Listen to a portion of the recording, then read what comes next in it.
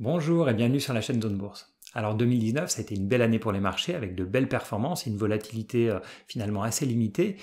Et on se doute que 2020 va être une année très différente. Alors du côté de l'économie, ce qu'on attend du point de vue de la croissance mondiale, c'est une croissance finalement assez modérée et voire même en ralentissement côté américain.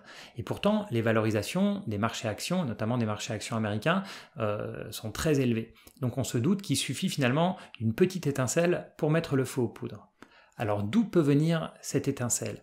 Alors en général, ça nous surprend toujours, donc c'est très difficile à deviner, mais en tout cas, il y a 3 événements qui vont se passer cette année et qui peuvent potentiellement amener de la volatilité sur les marchés. Alors le premier événement, ce sont bien sûr les élections américaines.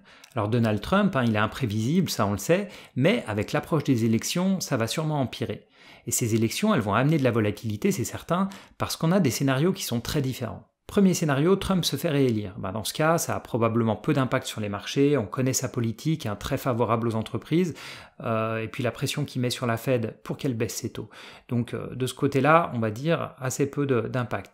Si c'est un ou une démocrate, les marchés vont sûrement mal le prendre. Ça va bien sûr dépendre de quel candidat on parle. Si c'est Michael Bloomberg, donc qui est plutôt centriste, la réaction elle sera limitée.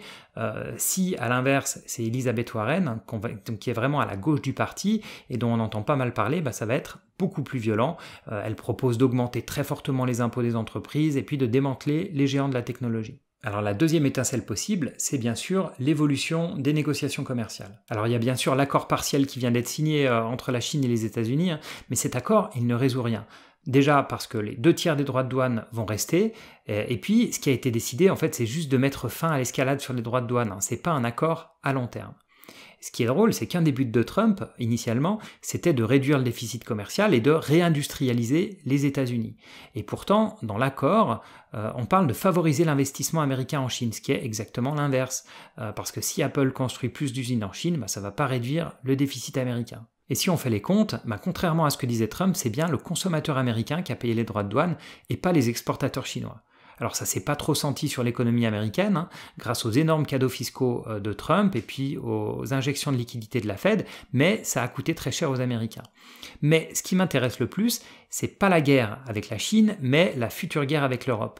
À Davos, Trump a clairement dit qu'il voudrait un accord commercial rapide avec l'Europe, sinon il va mettre des droits de douane de 25% sur les voitures européennes. Alors sachant que les actions européennes sont sous-évaluées par rapport aux américaines, je pense que Trump va créer des opportunités dans les mois à venir, on le connaît, il va souffler le chaud et le froid à coups de tweet, et pour moi ce sera le moment de se renforcer sur les valeurs exportatrices.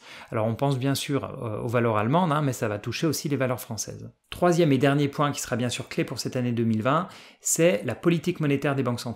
Alors la Fed, qui souhaitait réduire son bilan en 2019, a fait exactement l'inverse. Elle a baissé 3 fois les taux cette année-là et puis acheté massivement des titres sur le marché. Et puis on le voit bien là sur ce graphique qu'on a le bilan de la Fed qui réaugmente après avoir bien baissé dans les dernières années.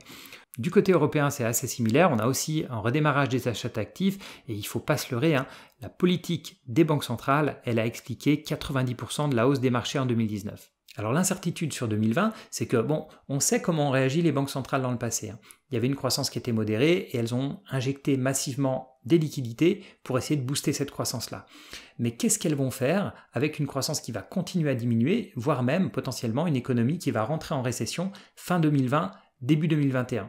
Là, c'est l'incertitude. On ne sait pas quelle marge, quelle potentielle munitions supplémentaires elles vont réussir à trouver.